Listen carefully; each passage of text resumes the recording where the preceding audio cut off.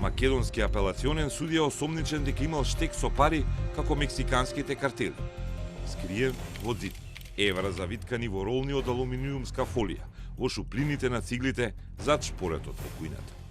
Код открива како истражителите стасале до бункерот во кој имало 350.000 евра. Кој е судијата Ѓоко Ристов, кој со години суди предмети во кои се инволвирани политичари, бизнисмени, вип личности. А на крај колегите му дадоа домашен притвор. Малку непријатно се изненадив со предлогот за куќен притвор. Дали трагата на парите ќе открие други подмитени во правосудството и ќе стигне до оние што давале пари за правда во сопствена корист. Финансиската истрага, значи која ќе опфати предметите каде што постапува и поврзување на секој предмет со сознание што ги имаат обвинителите.